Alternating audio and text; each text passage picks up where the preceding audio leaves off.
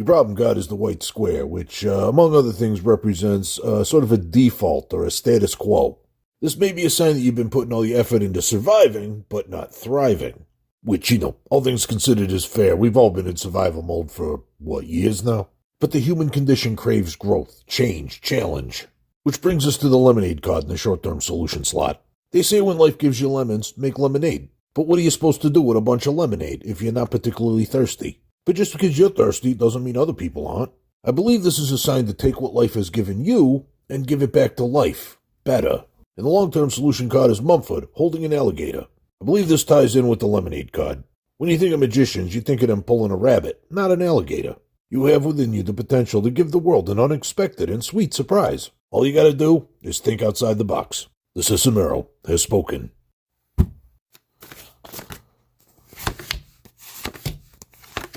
The problem card is Rosita holding a tomato. Some people love tomatoes. Other people think that their clown nose is filled with watery sadness. It's perfectly reasonable if somebody just handed you a tomato to not really know what you're supposed to do with it. Now, I believe Big Bird wearing the tie represents maturity and formality. Perhaps your sister is offering you this tomato because it's simply what grown-ups are supposed to do when they want to make a salad together. And typically when somebody commits to a formal process, it's because it's something that they want. Perhaps in this case, to be nearer to you. Now, receiving a tomato is not an obligation to make a salad, and only you truly know if you want to eat a salad. And everybody telling you how healthy it is isn't going to get the salad down your throat any faster. On the other hand, you're never going to know how delicious the salad is unless you actually make the thing. So here's my advice. If you are certain that maturity has occurred, and your goals of closeness align with hers, then hey, bon appetit. The Sesamerot has spoken.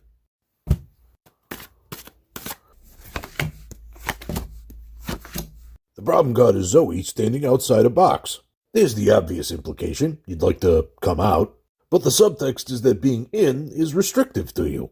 So let's look at our game plan, starting with the pink octagon in the short-term spot. I believe this is a sign to be prepared to explain the complexities of asexuality. I speak from a bit of personal experience in this one.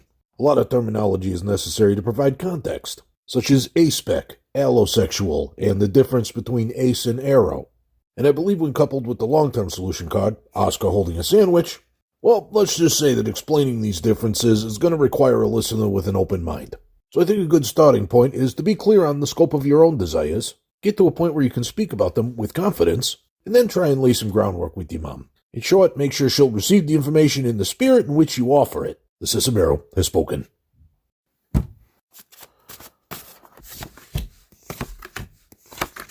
The problem card is Big Bird wearing a tie. Some people might be happy with formal work, and for others, it's just sort of restricting.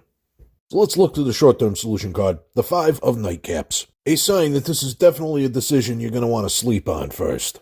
Give yourself time to ponder and meditate on the problem. Now, if you're looking for a place to focus those thoughts, perhaps the long-term solution card has a suggestion. The green oval is a sign of the cycle, the perpetual cycle, the thing that keeps us going. But it's an oval, not a perfect circle. Some parts are longer than others, some parts are harder than others, some parts are easier. And that cycle is in place regardless of your decision. And it only ends when you do. So the question is, do you work towards a future at the expense of the present, or do you work towards a present where you always have something to look forward to? You got a long journey ahead of you. Get some rest. The Sesamerot has spoken.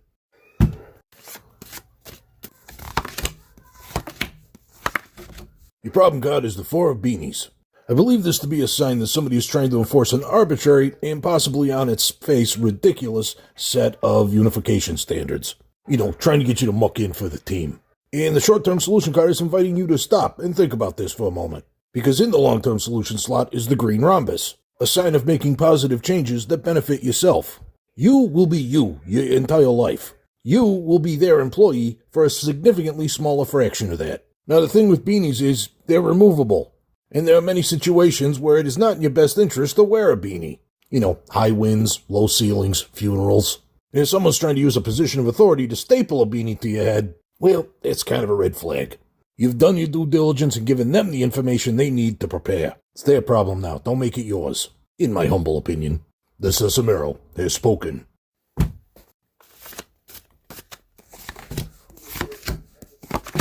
The problem is represented by the 14 of bottle caps. Not only is this evidence that you've opened many bottles to get here, but it reminds me of this wise tale of recovery from a great trauma. I believe it's called Fallout. So let this serve as a reminder that the caps themselves are worth something. Now, the short and long-term solution cards, I believe, are calling for a recontextualization. Rosita is offering us a tomato. Many of us don't like tomatoes and wouldn't know what to do with one if we was given one. Trauma can be like this. We don't want it and we don't understand it. But, let's stop to think about the red thing. Triangles are a sign of thought in the self. Tomatoes are also a component in many good things. You can make ketchup and pizza sauce out of them. You can even throw them at bad comedians for a laugh. Damage can leave scars from which we may never fully heal. But we can use that experience to help and be empathetic to others. So if you can't throw the tomato away, learn to make spaghetti sauce. The Sesamerot has spoken.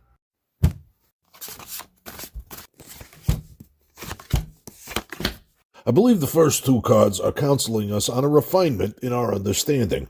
For while the 16 of Feathers represents a lofty ideal and sings to us the simplicities of flying free, the 15 of Trucks is a more grounded and more complicated form of transport. Now, I believe these two cards represent ways of moving forward, which comes together with the Kite card. Now, a kite works best when it's in the sky and playing with the wind, but it still needs someone on the ground to keep it from flying away completely. And it's the person, or in this case Baby Bear, that's on the ground that decides where the kite is going to fly. Here's the lesson I take from this. It is joyful to thrust yourself to the whims of fate. It is practical to remain grounded, but for best results, you should really do both. Control your destiny and go where the wind's blowing. Happy flying. The Sesamerot has spoken.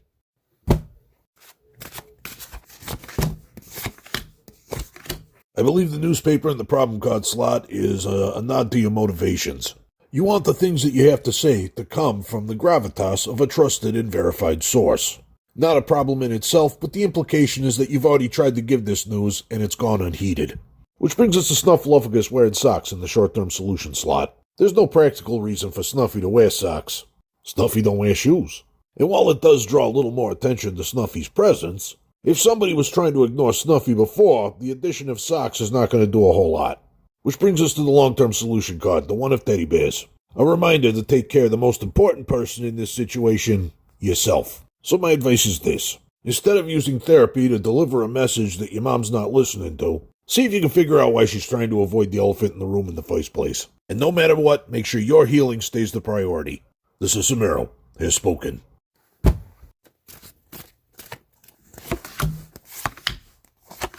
When I look to the white square in the problem sector, I see a cage. The thing with cages is they don't just keep you in, they keep the rest of the world out. So I believe this is a sign that something is keeping you from experiencing the full scope of your options. Let's look through the short-term solution card, the X-ray.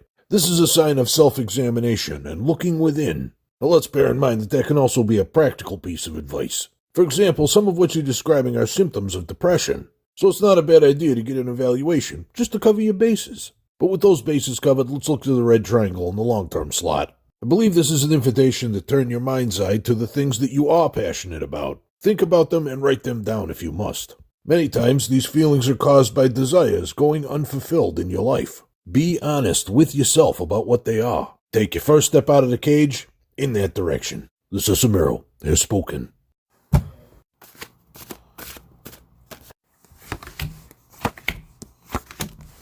Your problem card is a small card. It's a good sign. Maybe this is not as big a problem as you think it is. I mean, look at those 4 goldfish in the short-term slot. They don't have much, but they have everything they need. And they have each other. Perhaps a sign to meditate on your true desires and ask how many would truly be fulfilled by being rich. And then the long-term solution slot is Cookie Monster being happy with his 2 circles. Because circle is for Cookie and that's good enough for him. This reminds me of a story I once heard. Kurt Vonnegut and Joe Heller were at this party at a mansion. Kurt Vonnegut looked around and was like, oh man, this rich guy, he sure got a lot of stuff. He's way richer than we'll ever be. Joe Heller turned to him and said, yeah, but I got something that he'll never have.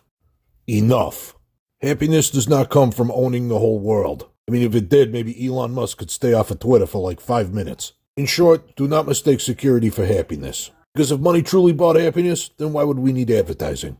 The Sesamerot has spoken.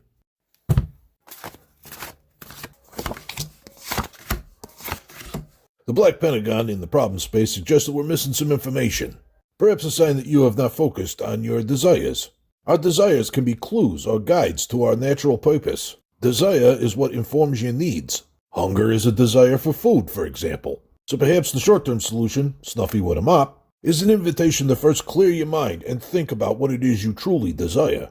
Now let's be clear, it's okay if the answer is nothing, which is another thing the Black Pentagon can symbolize, which leads us to the long-term solution card. Bert has taken his pentagons and used them to make birdhouses. Often, if we do not desire things for ourselves, or we desire to desire, then that is a sign that we should be doing things for others.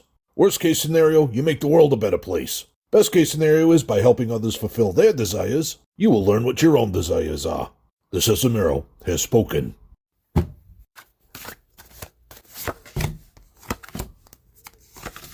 Your problem card is pie.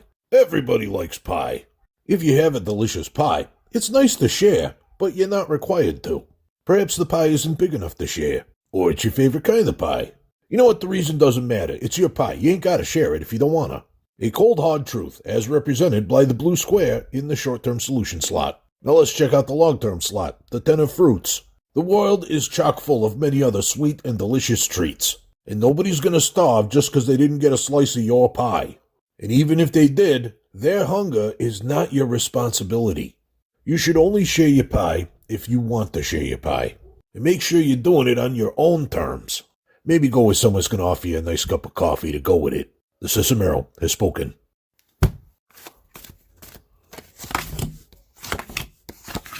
Your problem card is the 7 of porridge. As a problem card, this typically means you are in survival mode. I mean, nobody's busting out the porridge for breakfast if they got a fridge full of steak and eggs. So let's look at the blue triangle in the short-term slot, a sign of cold logic or practical thinking. Your desire to own another cat means that you are a natural caretaker, and as such, you want to provide those you care for with the very best environment. So it may not be in the best interest of your charges to place them in an environment where you know for a fact they're going to be ruled against constantly. That said, as I've often mused in the past, our desires can also be used to guide our forward path. So, instead of getting another kitty cat now, use that desire as a motivation to create an environment where that new kitty cat would be loved and welcomed. And when it happens, give them a little scritch behind the ear, for me. The Sesamerot has spoken.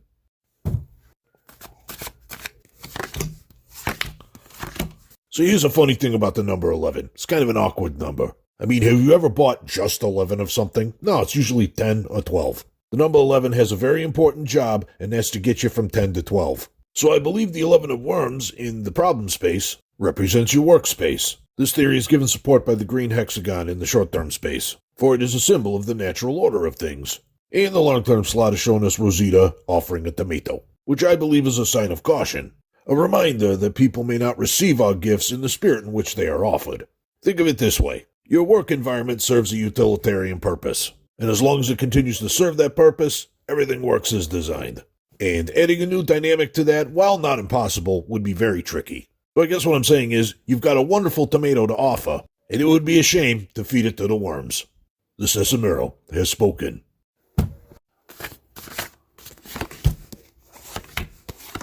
Your problem card is Tully holding the stop sign, a sign that something is stopping you from doing something that you would like to do. I believe we have a clue to that in the short-term spot with the black pentagon.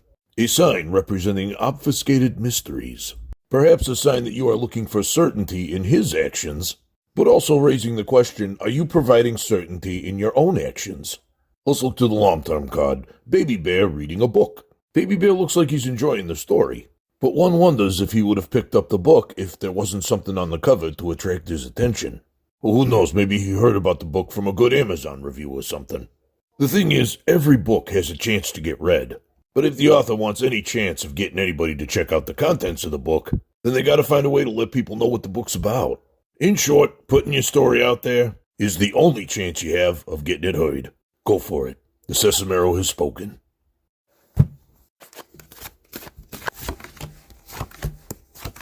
Your problem card is the mail card. Now, you've already told me that you're worried about delivering an upsetting message. So at this point, I think the Sesamerot is just showing off. So let's look to the high Super Grover in the short-term slot. As I am fond of saying, Super Grover only lands when there's a problem to solve. So let's ask ourselves, is there a problem to solve? For that, we look to the long-term slot, the 11 of worms, a sign of awkward and inevitable facts of life. For example, on a long enough timeline, we are all going to be food for worms. And for another example, your parents will be mad if they get the news And your parents will be mad if they don't get the news. Nothing about their situation changes regardless. But see, here's the thing. It's not really their situation. Your marriage, your entire relationship is about you. And from the looks of things, you are flying high right now. They'll be miserable regardless, but you have a choice. Choose joy. The Sesamerot has spoken.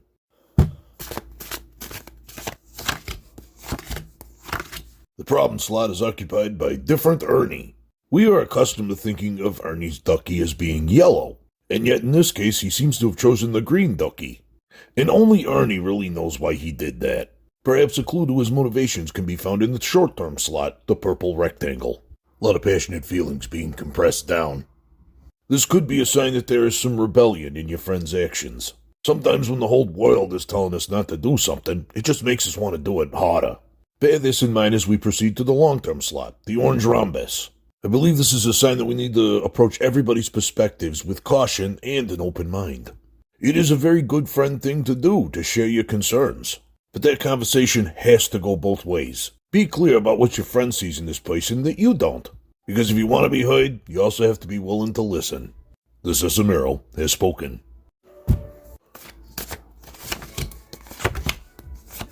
The problem slot is occupied by Super Grover.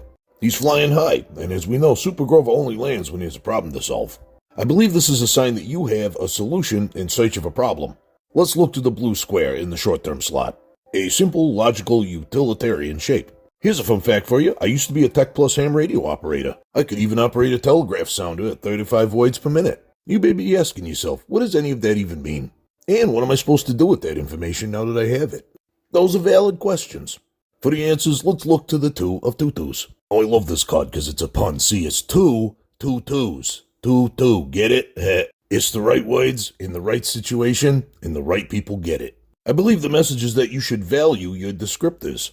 They are important and meaningful. And feel free to share them with those that value them as much as you do. The Sesamerot has spoken. The problem slot is occupied by Super Grover. He's flying high, and as we know, Super Grover only lands when he has a problem to solve. I believe this is a sign that you have a solution in search of a problem. Let's look to the blue square in the short-term slot. A simple, logical, utilitarian shape. Here's a fun fact for you. I used to be a Tech Plus ham radio operator. I could even operate a telegraph sounder at 35 voids per minute. You may be asking yourself, what does any of that even mean? And what am I supposed to do with that information now that I have it? Those are valid questions. For the answers, let's look to the 2 of tutus. Oh, I love this card because it's a pun. See, it's two twos. 2, get it? It's the right words, in the right situation, and the right people get it. I believe the message is that you should value your descriptors. They are important and meaningful. And feel free to share them with those that value them as much as you do. The Sesamerot has spoken.